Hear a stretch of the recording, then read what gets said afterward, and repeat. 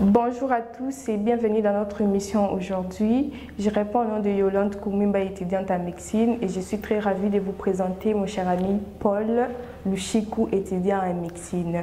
J'espère que cette présentation va vous apporter de nouvelles idées et des perspectives intéressantes. Alors sans plus tarder, j'aimerais qu'on plonge dans les sujets. Bonjour Paul, comment tu vas? Oui, bonjour. Alors dites-nous, c'est quoi les diabètes sucrés? Les diabètes sucrés, il s'agit d'un trouble métabolique. Ce trouble-là est caractérisé par une hyperglycémie chronique qui résulte soit d'une déficience en insuline ou soit d'une résistance périphérique de l'insuline ou soit les deux entités mélangées. Alors, comment les diabètes sucrés du type 1 se distinguent-ils des autres diabètes?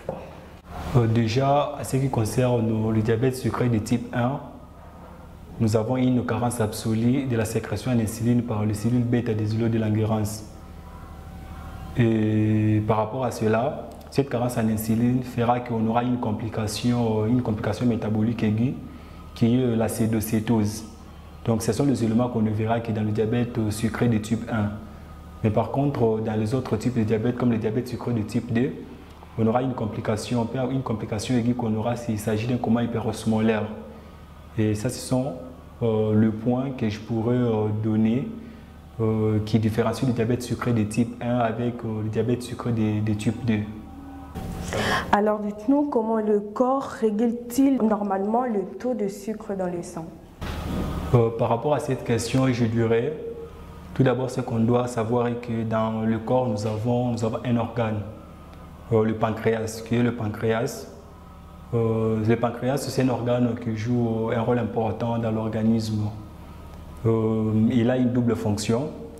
Nous avons une fonction, d'une part, nous avons la fonction endocrine et de l'autre part, nous avons la fonction exocrine. Mais ce qui nous concerne, c'est la fonction endocrine assurée par le pancréas. Cette fonction endocrine est assurée par des cellules ou par les cellules spécialisées qui sécrètent des hormones. Et parmi ces cellules, nous avons les cellules bêta-désilos de Langerhans qui sécrètent l'insuline.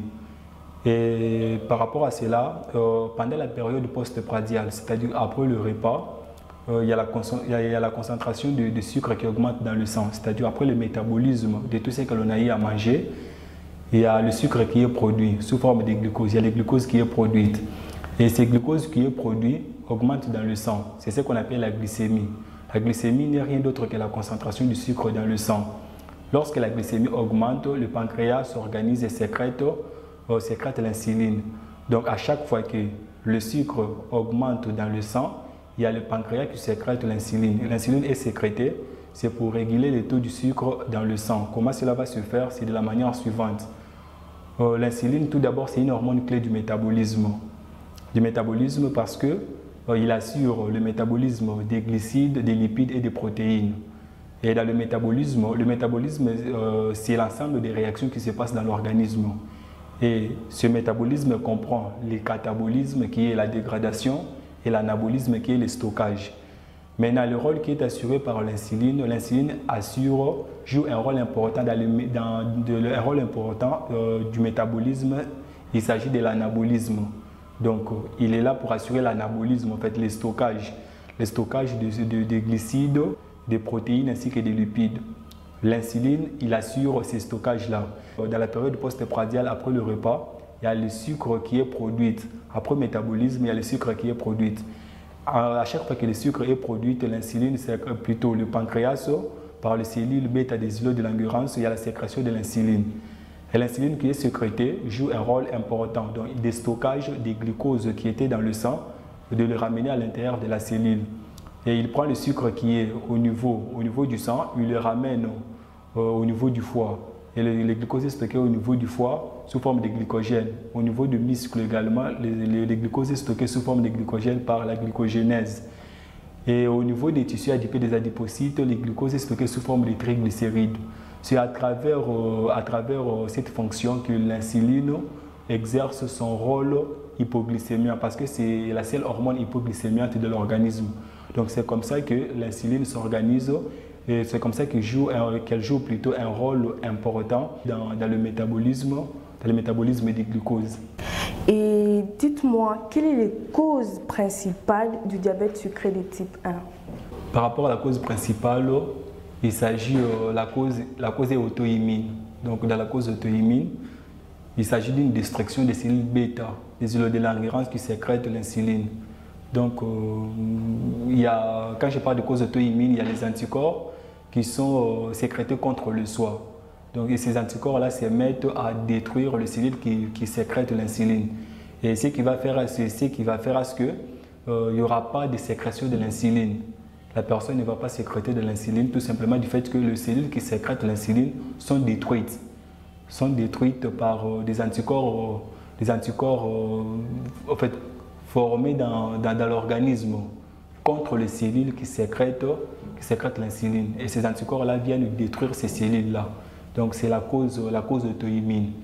Et la cause idiopathique, cela est lié à plusieurs éléments, plusieurs causes qui peuvent influencer pour faire à ce qu'une personne, au fil des années, développe cette pathologie qui est le diabète sucré de type 1. Alors dites-moi aussi, comment peut-on reconnaître cette pathologie-là sur le plan clinique? Sur le plan clinique, pour reconnaître cette entité, il y a des éléments cliniques qui accompagnent, qui permettent en fait, de poser le diagnostic lorsque la personne se présente à l'hôpital. Une personne peut se présenter avec des plaintes, donc la personne se plaint de la polyurie, la polydipsie, et la personne peut se présenter là, il se plaint de la laine fluidée. Et ça peut être soit par découverte fortuite, la personne est venue pour autre chose et on a vu que non, la personne, en recherchant, en fouillant, on constate que non, la personne souffre de la maladie et puis elle ignore en fait la maladie. Et les éléments cliniques, nous avons les signes qui permettent de poser le diagnostic du diabète sucré de type 1. Nous avons la polyurie. Nous avons la polydipsie. La polyurie, le fait de beaucoup uriner, donc de déverser beaucoup, une grande quantité des urines. Ce n'est pas la polyurie, à ne pas confondre. Nous avons la polyurie, nous avons la polydipsie, et puis il y a la polyphagie. Sur le plan clinique comme ça, il y a un signe, sur le plan physique, un signe qui va s'ajouter, il s'agit de l'amaigrissement. Et à part ces signes cliniques-là, on ajoute la glycémie. Donc la glycémie, donc parmi on a une glycémie à jeûne. Donc à jeûne, 7 heures après, 7 ou 8 heures après le repas, on va doser le taux du sucre chez cette personne et puis vous allez constater que la glycémie à jeûne, normalement, la glycémie est supérieure ou égale à 126 mg par décilitre. Et on peut avoir une glycémie casuelle qui est supérieure ou égale à 200 mg par décilitre. Donc ce sont ces éléments-là, à part les éléments que j'ai cités, ajoutés avec la glycémie, qui permettent au fait de faire asseoir le diagnostic du diabète sucré. Et quel est le traitement approprié pour ce diabète?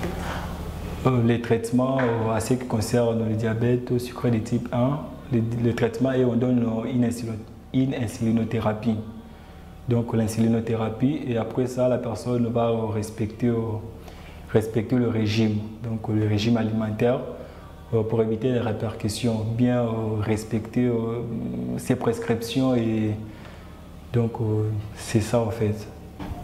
Et quelles sont les complications à long terme du diabète sucré?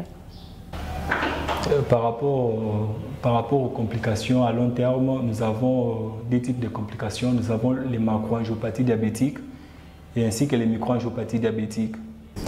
Comment le diabète sucré affecte-t-il la santé cardiovasculaire?